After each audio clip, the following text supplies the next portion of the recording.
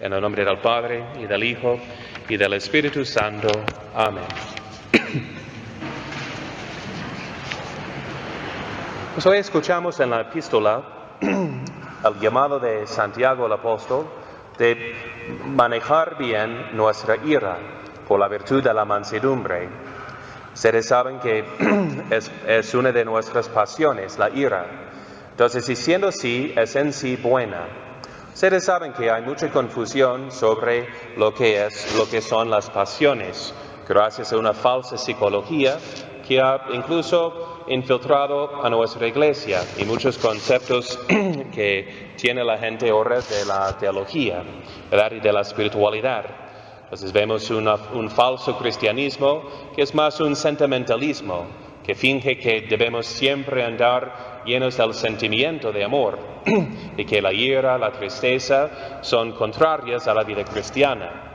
Entonces es más bien un desorden mental que propone en imitación de Barney más que a Jesucristo. Entonces Santo Tomás de Aquino, el filósofo y psicólogo por excelencia, nos explica cómo son nuestras emociones, que corresponden primeramente a la realidad y todas son basadas en el amor fundamental, el amor más profundo del alma, que desea el bien. Entonces, tanto la tristeza como la ira son expresiones del amor ante la realidad. Entonces, por ejemplo, vemos a nuestro Señor cuando expresa la tristeza, cuando ve a su amigo Lázaro muerto. Y cuando llora por verlo muerto, todos exclaman, mira cómo lo amaba, que su amor es expresado por la tristeza, por el amor, por el bien amado que no está presente, que se ha perdido. O también vemos cuando manifiesta la ira, como una expresión de su amor para con la reverencia hacia su Padre en su templo. Y así corre a los vendedores del templo manifestando la ira divina, otra vez expresión de su amor. Entonces tenemos que poner las emociones en orden. Y ustedes saben que podemos cambiarlas según la connotación o perspectiva que les demos. Por ejemplo, nadie sabe cómo pervertir las emociones y pasiones del hombre mejor que Hollywood, ¿verdad? Proponiendo cosas en contra de nuestra naturaleza, perversidad sexual, pecado, una curiosidad morbosa de la esotérica, junto con placer, risa, música conmovedora, y así pueden manipular y distorsionar nuestras emociones para que deseemos lo que es mal, para que deseemos el mal. Al contrario, podemos poner nuestras emociones en orden por la gracia santificante y especialmente por la meditación cristiana. Como vemos hoy, el Señor dice, van a sentir tristeza cuando yo me vaya, y con razón, porque ya no están en la presencia de su amado, Jesucristo nuestro Señor. Pero luego vuestra tristeza se convertirá en gozo. Y entonces trate de cambiar la connotación. Aunque no estoy presente, eso les va a servir para su bien, porque van a tener luego al Consolador, el Espíritu Santo, para estar más unidos con Dios interiormente, aunque no lo sienten físicamente presente. Entonces así podemos santificar y poner en orden nuestras emociones por la meditación cristiana. Y espero que la tomen muy en serio, de que nunca jamás vamos a quitarnos la mundanalidad y el desorden de concupiscencia si no nos dedicamos a la meditación cada día, donde vemos que la tristeza mundana pues realmente tiene otro sentido y sirve para nuestra santificación, ¿verdad? Cuando perdemos algo, puede ser una invitación de desear aún más al cielo y a nuestro Señor. Entonces, por eso, cuando hablamos de la ira, tenemos que distinguir. Entonces, entre la ira del hombre, como la llama Santiago, y la ira virtuosa que viene de Dios. Porque la misma Sagrada Escritura nos manda enojarnos. En estas palabras, enojaos, mas no pequéis. Entonces, nótense, de enojarse, pero sin pecar, sin enojarse en exceso, de una forma viciosa. Entonces, San Juan Crisóstomo dice que el que no se irrita, teniendo motivo, comete pecado. porque la paciencia irracional siembra vicios, alimenta la negligencia e invita al mal, no solo a los malos, sino también a los buenos. Que ustedes sepan que el chamuco y sus secuaces pues saben bien la teología de Santo Tomás y saben cómo distorsionar al alma por una falsa tolerancia, de que no nos enojemos, que enojarse siempre es pecado, y que hace cuando nunca expresamos la ira cuando debemos, porque la ira es para conquistar y vencer un mal difícil. Entonces, si dicen que eso no es parte de la vida cristiana, luego vamos a sembrar vicios, alimentar la negligencia e invitar al mal no solo a los malos, sino también a los buenos. Entonces, Santo Tomás dice que debemos enojarnos contra un mal un mal atacante, un mal difícil de vencer. Como todos los atletas, por ejemplo, antes de jugar traten de airarse, ¿no? Entonces, y animarse y hasta levantar la ira para poder vencer un mal difícil, el otro equipo, el opositor, ¿verdad? Entonces, y dice Santo Tomás que la clave para que sea virtuosa es que siga el juicio de la razón. Cuando percibimos que esto es verdaderamente malo, y debemos luchar en contra de ello. Entonces, eso es el reto de nuestra vida, de que las pasiones sean más consecuentes a la razón que antecedentes. Es decir, que nos sirven para la consecución del bien, en vez de empujarnos para buscar bienes solamente aparentes o falsos. Y dice que debemos experimentar la pasión, porque la naturaleza no hace nada en vano. Y dice que es viciosa la falta de pasión, como la falta de movimiento voluntario para castigar según el juicio de la razón. Y así hacen los padres de familia, cuando se dan es su deber expresar la ira para inculcar en sus hijos de que el mal que han hecho es algo grave, es algo serio. Si se ponen muy permisivos e indiferentes, arruinan las almas de sus hijos.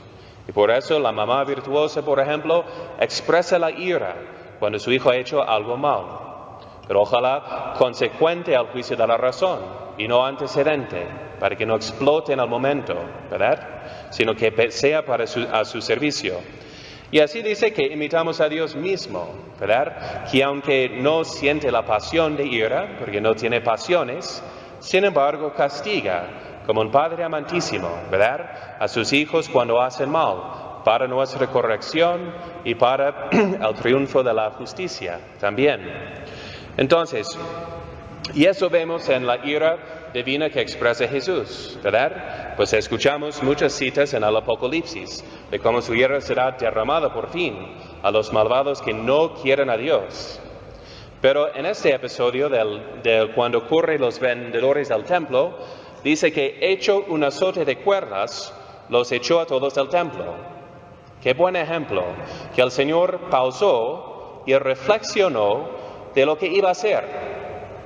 No explotó según la pasión, no fue llevado por la ira, sino decidió que esto está mal, que merecen un castigo, que el castigo debe de ser por un azote de cuerdas, que luego pausa para fabricar y luego los corre.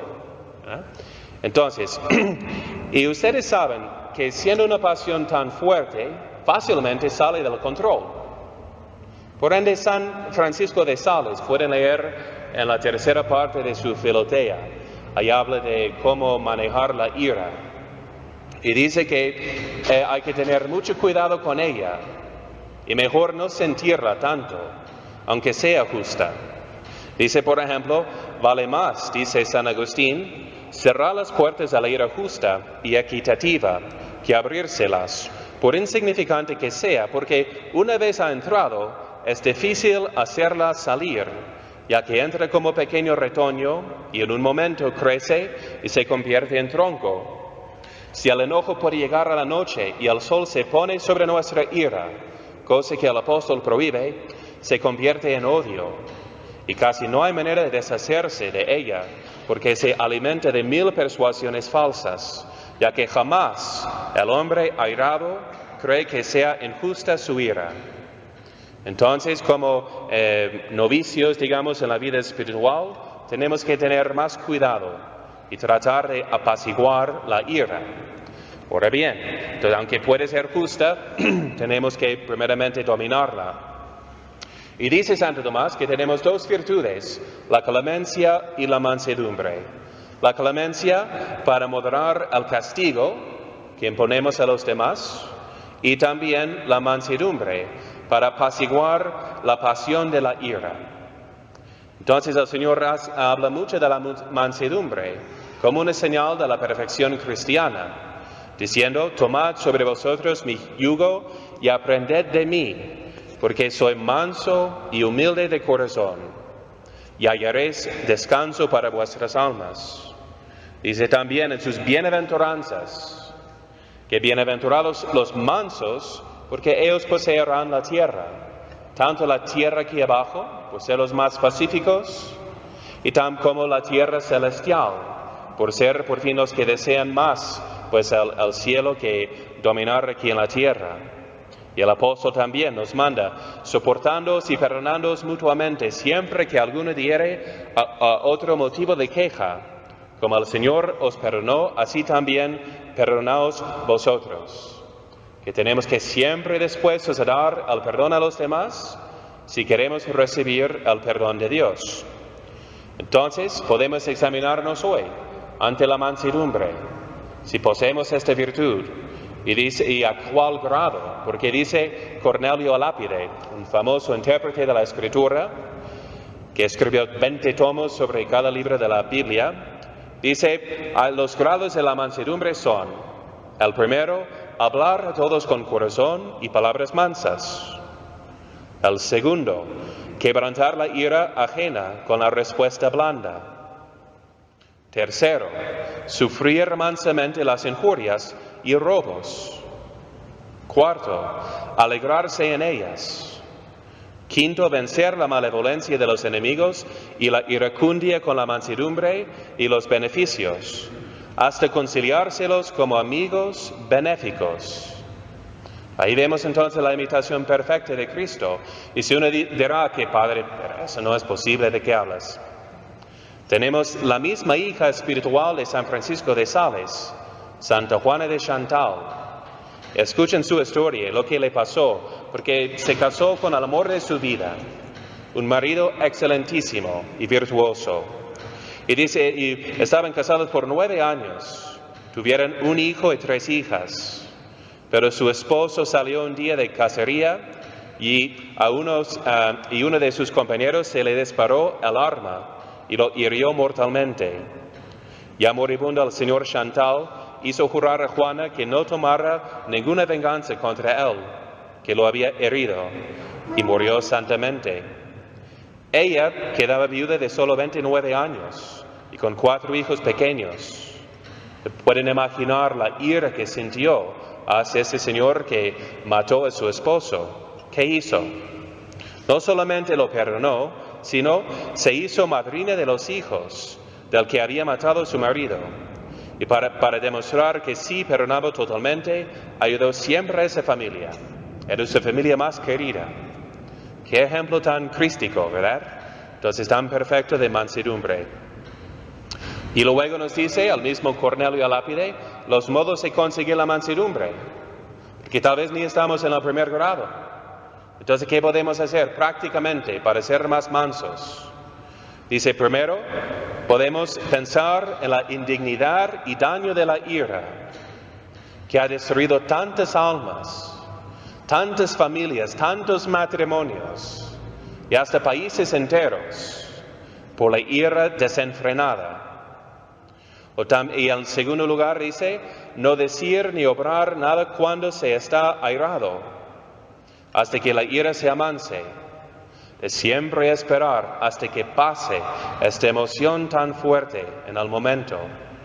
Recomiendo mucho a los padres de familia que piensen qué serán los castigos para tales ofensas, para que en el momento airado pues no exploten de ira, castigando excesivamente a sus hijos, para inculcar en ellos que están castigados porque han roto el orden de justicia, y no porque simplemente ellos están enojados.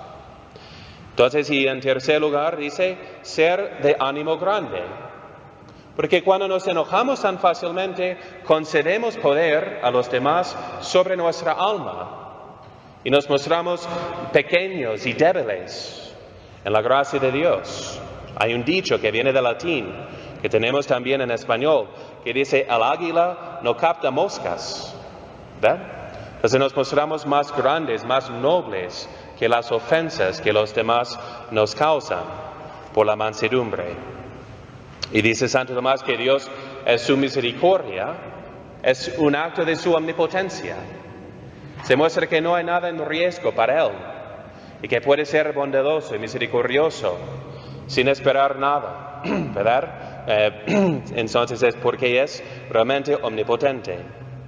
Y el cuarto modo de practicar la mansedumbre, considerar el ejemplo de Cristo, a quien contemplamos en su pasión, que es llevado como una mansa oveja a la matanza, que ante tantas burlas, tantos insultos, la coronación de espinas, habiendo sido escupido en la cara, no abre la boca. Y cuando por fin lo crucifican y le hacen morir del modo más infame, como un malhechor entre ladrones fuera de la ciudad santa, solo dice, perdónale, Señor, porque no saben lo que hacen. Y como dice el apóstol, es cuando que contestemos al mal con el bien, y será como carbones encendidos sobre la cabeza de el que nos ofende. Es decir, es la mejor manera de corregir, especialmente en un matrimonio, ¿verdad? Que cuando uno ofende a otro injustamente, a veces luego busca provocar la ira para sentirse más justificado, para ver que tú eres malo también. Entonces tenemos que resistir y conquistar al mal con el bien. Y se extiende el tiempo pascual, ¿verdad? Porque ¿qué fue la última vez? ¿Cuándo fue la última vez que el Señor vio a sus apóstoles? En la última cena, cuando dijo, con un gran deseo he deseado comer esta Pascua con vosotros. Y les regala el don de sí mismo, su cuerpo, su sangre, su alma, su divinidad, bajo la forma de pan. Y luego todos le abandonan y traicionan, diciendo, no le conozco. Y luego, ¿cuándo sucedió la primera reunión después de esa traición? Es después de su resurrección, cuando estaban en el cenáculo, llenos de miedo, cuando entró el Señor. Imagínense el miedo que sentían de ser regañados, de haber traicionado a su amigo que ahora comprueba que sí es Dios. Entonces, ¿y qué les dice el Señor en este momento? Nada más que la paz sea con vosotros. Y así contesta el mal con el bien y convierte sus corazones tan duros, tan fríos, por su mansedumbre.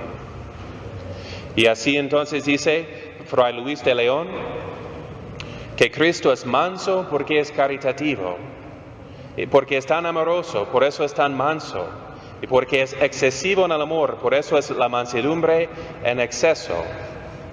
Y Él hace que este momento de conversión con los apóstoles, cuando les anuncia la paz, luego les entrega el mismo Espíritu Santo, diciendo, como el Padre me envió, yo os envío.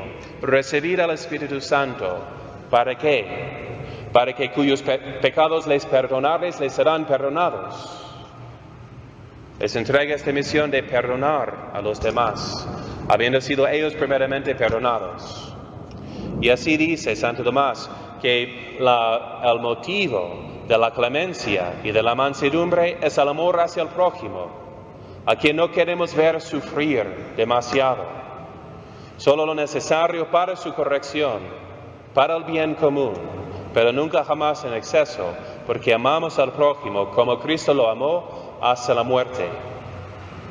Y así dice Santo Tomás que la mansedumbre, en cierto aspecto, es la señal de la perfección cristiana. Es como la corona, la joya de la caridad. Porque dice, la mansedumbre es sumamente excelente para ser al hombre dueño de sí mismo, según lo que dice el libro del Eclesiástico: Hijo mío, guarda tu alma con la mansedumbre. Y por ende el Señor nos dejó simplemente dos prácticas que contienen todas las demás. No nos dijo: aprended de mí cómo hacer milagros, cómo predicar, sino simplemente cómo ser humilde, el fundamento de la vida espiritual, y cómo ser manso, la corona de la caridad. Cuando nos dijo: tomad sobre vosotros mi yugo y aprended de mí, porque soy manso y humilde de corazón, y hallaréis descanso para vuestras almas. Y así sea. María, Madre de Gracia, Madre de Misericordia,